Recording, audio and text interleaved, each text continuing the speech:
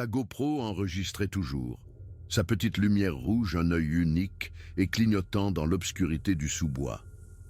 Lorsque l'équipe de recherche retrouva le vélo déchiqueté 3 jours plus tard, son cadre high-tech en carbone était tordu en une sculpture grotesque, comme si un géant primordial l'avait essoré comme une serviette mouillée. Dans les 90 dernières secondes, avant que la batterie ne s'éteigne, l'objectif de la caméra avait capturé l'intégralité de cet après-midi impossible. Il avait capturé le pédalage frénétique et désespéré, visible dans les saccades violentes du guidon, alors que Derek Hutchinson luttait pour garder le contrôle à des vitesses qu'aucun VTT ne devrait jamais atteindre sur un sentier étroit et truffé de racines.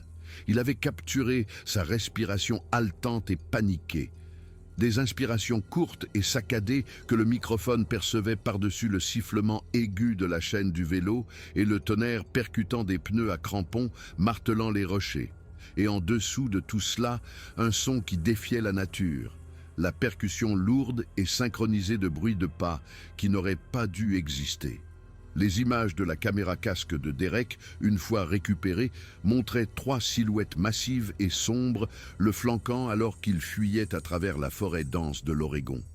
Elles maintenaient leur corps bas, se déplaçant avec une démarche puissante, en s'appuyant sur les articulations de leurs doigts, étrangement similaires à celles d'un gorille en pleine charge, à la différence que ces choses se déplaçaient à une vitesse qui ferait pleurer un sprinter olympique. Les images les montraient maintenant une cadence parfaite et sans effort avec le vélo, même alors que Derek filait à près de 50 km/h sur un sentier d'à peine 1 mètre de large.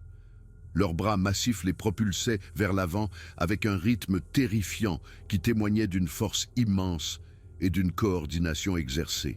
Si l'on ralentissait la vidéo, en regardant image par image, on pouvait les voir communiquer par de brefs et subtils mouvements de tête et des cliquetis humides qu'aucun animal connu ne produit, ajustant leur position pour maintenir une formation tactique parfaite de chaque côté du sentier et derrière lui.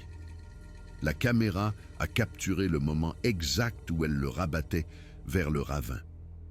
Elles travaillaient ensemble avec la précision tactique et froide d'une meute de loups séparant un caribou affaibli du troupeau, sauf que ce n'étaient pas des loups, et Derek n'était pas une proie facile. C'était un homme sur une machine, une union de chair et de métal, utilisant chaque once de compétence et de force qu'il possédait pour survivre, et ce n'était toujours pas suffisant. Les images montraient la silhouette de gauche accélérer soudainement, une masse floue de fourrure sombre, forçant Derek à dévier sur la droite vers le précipice où le sentier s'effritait dans le vide. Elle montrait la silhouette de droite synchroniser parfaitement son mouvement, se jetant en avant au moment exact où Derek tentait de corriger sa trajectoire, lui coupant sa seule issue. Et elle montrait la 3e silhouette, celle de derrière, produisant une accélération finale et terrifiante qui envoya Derek et son vélo valser par-dessus le bord dans un nuage de bois éclaté et de panique absolue. Ce que la caméra n'a pas montré, car à ce moment-là, Derek était en plein vol, et la GoPro n'enregistrait plus qu'une spirale vertigineuse de ciel et de branches d'arbres flous.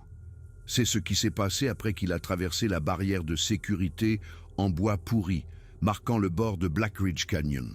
Elle n'a pas montré la chute de 12 mètres dans le torrent en contrebas, ni la façon dont son corps a dégringolé dans le vide, ses pieds encore partiellement clipsés aux pédales de son vélo en ruine.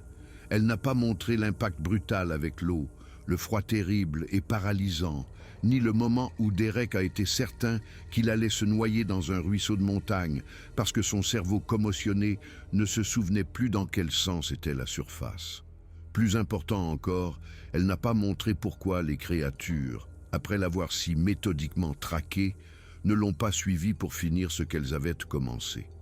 La paroi du ravin était facilement escaladable, et Derek était aussi vulnérable qu'un nouveau-né dans cette eau glaciale. Ils l'ont simplement laissé partir. La police, dans son rapport officiel, qualifierait la vidéo de canular. Une mise en scène élaborée, suggérèrent-ils, impliquant probablement des amis en costume de gorille et un montage vidéo astucieux. Ils soutinrent que les formes n'étaient rien de plus que des ombres projetées par la canopée dense de la forêt, des artefacts de l'objectif de la copie chinoise bon marché de GoPro que Derek avait acheté sur Amazon, un bruit visuel que son esprit traumatisé avait déformé en monstre. Ils dirent que Derek avait simplement perdu le contrôle sur une section de sentier notoirement dangereuse, avait eu un accident spectaculaire, puis avait construit un fantasme élaboré pour justifier sa propre erreur. L'esprit humain fait ça, expliquèrent-ils avec une sympathie condescendante et professionnelle. Lorsque nous subissons un traumatisme grave, notre cerveau crée des récits pour donner un sens à l'insensé. Derek avait imaginé les créatures parce que c'était plus facile que d'accepter qu'il avait failli mourir par sa propre négligence. Mais Derek savait, il y était.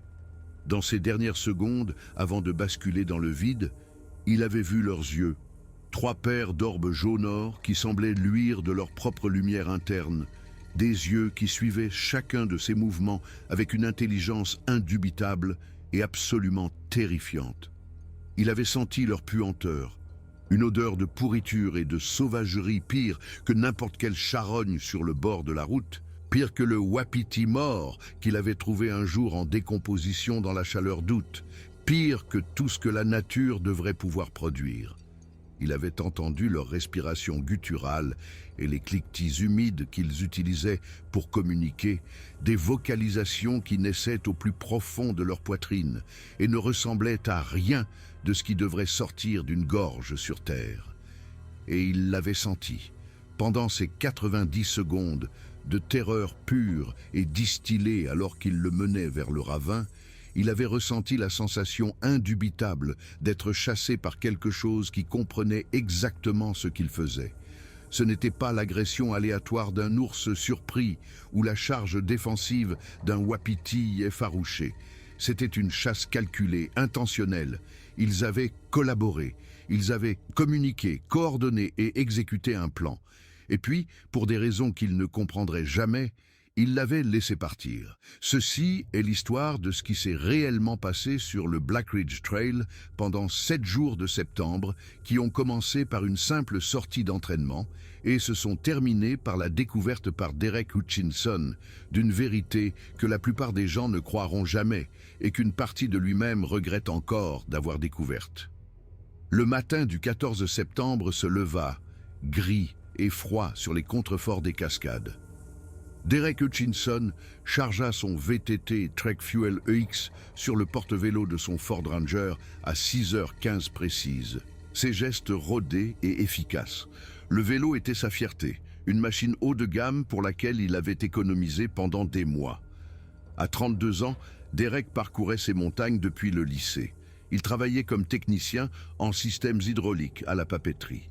4 journées de 10 heures qui lui laissaient de longs week-ends pour s'adonner à son obsession. Son ex-petite amie Jennifer avait qualifié cela d'addiction, un moyen d'éviter d'affronter la vraie vie. Derek préférait y voir de la concentration. Les sentiers étaient son église, le seul endroit où son esprit anxieux s'apaisait vraiment. Ce matin-là était spécial. Depuis 3 semaines, Derek prévoyait d'explorer une fine ligne qu'il avait repérée sur Google Earth au cœur d'une section reculée de la forêt nationale d'Umpqua, baptisée Devil's Hollow. La zone était entourée de crêtes abruptes, remplies de ces immenses sapins de Douglas anciens qui avaient échappé au boom de l'exploitation forestière. Les anciens du magasin de vélos l'en avaient dissuadé, disant que l'accès était trop difficile. Les sentiers trop envahis par la végétation. Cela n'avait fait que renforcer sa détermination. Il emporta de l'eau supplémentaire, des barres énergétiques, une trousse de premiers secours et sa GoPro entièrement chargée, solidement fixée à son casque. Il atteignit le départ du sentier de Black Ridge à 7h30. Le parking en gravier était vide, à l'exception d'une Subaru rouillée lentement engloutie par des ronces. L'air était vif, sentant la terre humide et le sapin de Douglas. Après sa vérification de routine du vélo, il enclencha ses pédales et commença à monter le sentier. Les premiers kilomètres étaient une montée régulière à travers une forêt de seconde pousse, le sol tapissé de fougères épais encore lourdes de la rosée du matin. Au 3e kilomètre, il trouva son rythme, le pédalage presque sans effort, son esprit s'installant dans l'état méditatif qu'il chérissait. La forêt se transforma progressivement à mesure qu'il montait. Les jeunes arbres uniformes cédèrent la place à d'immenses et anciens sapins de Douglas, des pruches de l'ouest et de colossaux cèdres rouges. Le sous-bois devint plus dense, un mur épais de salal, de mahonia et d'aralia épineux, Devil's Club. Au 11e kilomètre, il vit la première chose inhabituelle. Une biche à queue noire se tenait au bord du sentier, plus près qu'aucun cerf ne l'avait jamais laissé approcher. Elle ne le regardait pas. Son corps était rigide, chaque muscle tendu, ses oreilles fixées sur quelque chose de profond dans les arbres au nord. Le blanc de ses yeux était visible, un signe clair de terreur. Derek s'arrêta suivant son regard mais ne vit rien. Puis il remarqua le silence. Le chœur habituel des jets de Steller et des écureuils jacassants avait cessé. La forêt tout entière semblait retenir son souffle. Soudain, la biche explosa en mouvement, non pas en descendant le sentier, mais en s'écrasant directement dans le sous-bois dense au sud, loin de ce qu'elle observait. Mais Derek n'entendit rien. Pas de branches qui craquent, pas de bruit de pas lourd. Elle disparut simplement dans la végétation sans un bruit, un exploit impossible pour un cerf paniqué en fuite. Le silence qu'elle laissa derrière elle était plus troublant que n'importe quel bruit. Un instinct primal, longtemps endormi, lui murmura que quelque chose n'allait vraiment pas. Secouant son malaise, il continua. La couverture nuageuse s'épaissit, plongeant la forêt dans une pénombre lugubre. La température chuta et un vent froid commença à agiter les hautes branches. Au 14e kilomètre, il atteignit la jonction. Un panneau usé par le temps et criblé de balles indiquait « Sentier fermé, conditions dangereuses ». Le chemin menant à Devil's Hollow, sur sa gauche, était à peine visible, descendant brusquement dans un ravin sombre. C'était là. Il vérifia la lumière rouge clignotante de sa GoPro, prit une profonde inspiration et commença la descente. La descente était d'une technicité brutale. Le sentier était un tapis glissant d'aiguilles, de pins cachant des racines piégeuses et des rochers couverts de mousse. En quelques minutes, la température chuta encore de 5 degrés. Il roulait à travers un tunnel de fougères épais hautes jusqu'à la taille et d'aralia épineux, entourés de véritables géants anciens. Les sapins de Douglas faisaient 3 mètres de diamètre, leurs cimes perdues dans la pénombre des dizaines de mètres plus haut. L'air devint lourd, chargé de l'odeur écœurante et tenace de la décomposition perpétuelle. C'est ici, dans cette cathédrale d'ombre, que Derek commença à se sentir observé. Cela commença par un léger picotement entre ses omoplates, une conscience instinctive qu'il n'était pas seul. Le sentiment grandit, s'intensifiant à chaque coup de pédale plus profondément dans le vallon. Il s'arrêta plusieurs fois, debout dans le silence profond, scrutant les murs de verdure impénétrables de chaque côté du sentier. Il ne voyait rien, mais il ne pouvait se défaire de cette sensation.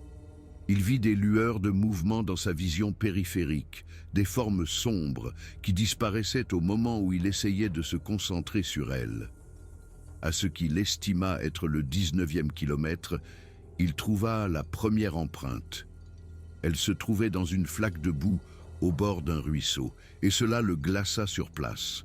Elle était énorme, près de 45 cm de long, et avait la forme d'un pied humain, mais beaucoup trop grande, et avec une anatomie subtilement incorrecte. Les 5 empreintes d'orteils étaient immenses, et le talon était enfoncé de 8 cm dans la boue molle, indiquant une créature d'un poids immense, bien plus lourde que n'importe quel ours. Son cœur se mit à battre la chamade. Puis il en vit d'autres. La rive du ruisseau était jonchée d'empreintes, toutes suivant l'eau en amont, plus profondément dans le vallon. Il continua, sa quiétude brisée, remplacée par une anxiété rongeante. Le sentiment d'être observé était maintenant une certitude. Il trouva d'autres empreintes, des dizaines, certaines fraîches, parallèles au sentier. Il était clair que ce chemin était une voie de passage régulière pour ceux qui les faisaient. Il voulait faire demi-tour, mais l'idée de revenir sur ses pas à travers ce territoire était encore plus terrifiante que de continuer. Il devait sortir de là. C'est alors qu'il entendit le premier son. Du fond des bois, à sa gauche, vint un impact sec et lourd, comme une batte de baseball frappant un tronc d'arbre. C'était trop fort, trop délibéré pour être une branche qui tombe. Il se figea, écoutant. Une minute passa dans un silence assourdissant. Il se força à pédaler à nouveau, plus vite maintenant, désespéré de mettre de la distance derrière lui. Un autre impact résonna à travers les arbres, plus proche cette fois, puis un troisième, encore plus proche. Son sang se glaça.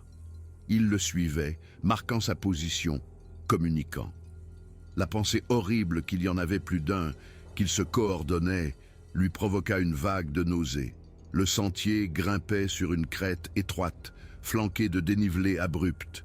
La puanteur de pourriture et de musc animal était écrasante ici. C'était un marquage territorial, un avertissement que cet endroit appartenait à un prédateur.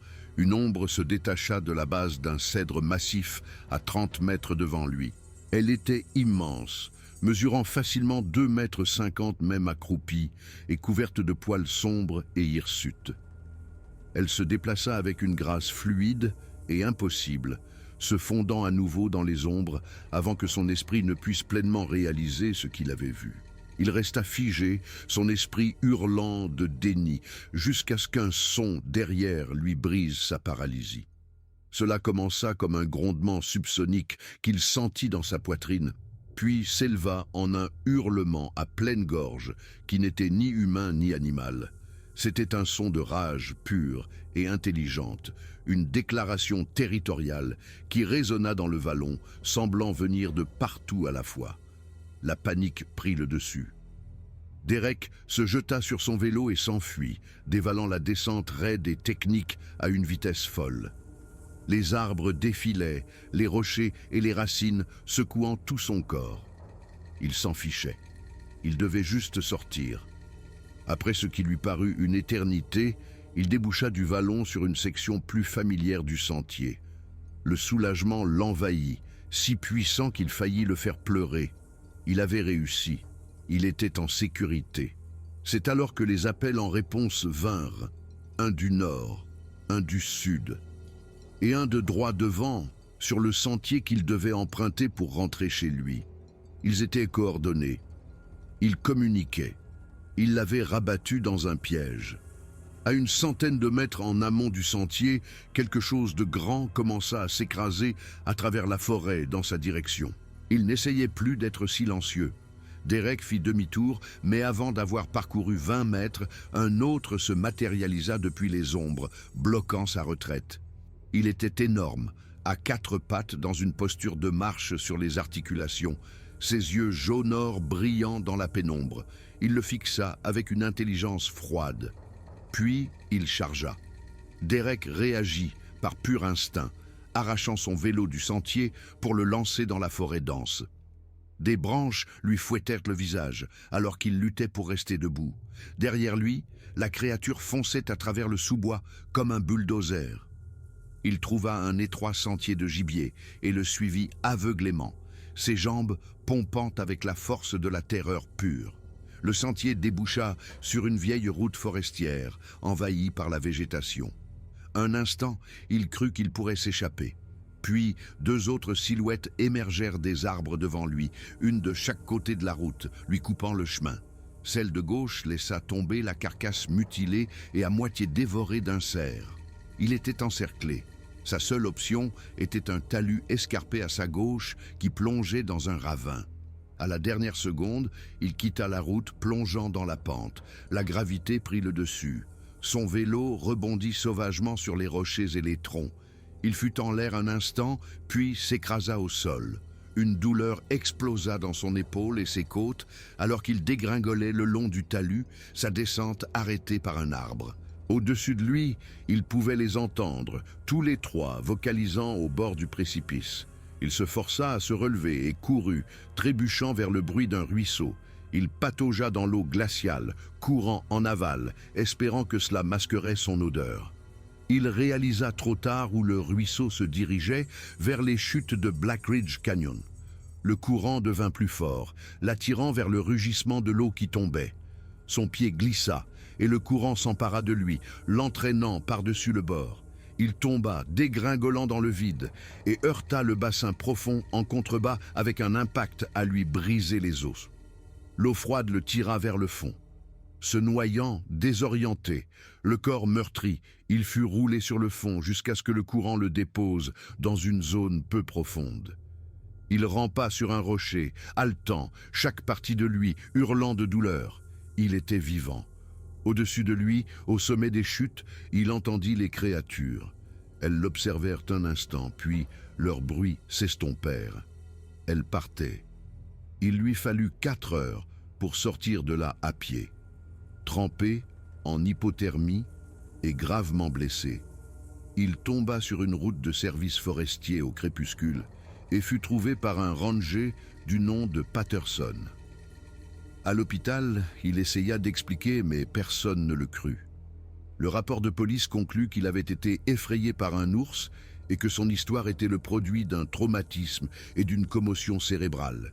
Ils cherchèrent son vélo et le trouvèrent, mais la GoPro avait disparu. 2 mois plus tard, un randonneur trouva la caméra coincée dans le ruisseau. La carte SD était intacte. Patterson appela Derek au poste. Ils regardèrent les images ensemble. Ils virent les empreintes. Ils entendirent les impacts sur les arbres. Ils virent l'aperçu fugace de la première créature. Et puis, dans ces 90 dernières secondes, ils les virent clairement. 3 silhouettes humanoïdes massives, couvertes de poils sombres, se déplaçant avec une intention prédatrice et coordonnée alors qu'elles le rabattaient vers le ravin. Patterson se renversa sur sa chaise, le visage pâle. « C'est quoi ça, bordel ?» murmura-t-il. Derek savait que rien n'en sortirait. La vidéo était trop tremblante, la lumière trop faible pour constituer une preuve irréfutable pour un monde sceptique. Et peut-être que c'était mieux ainsi. Derek vendit son pick-up et son vélo et déménagea à Portland. Il travaille maintenant dans un bureau, entouré de béton et de gens. Il ne retourne jamais dans les montagnes, mais parfois, tard dans la nuit, il se souvient.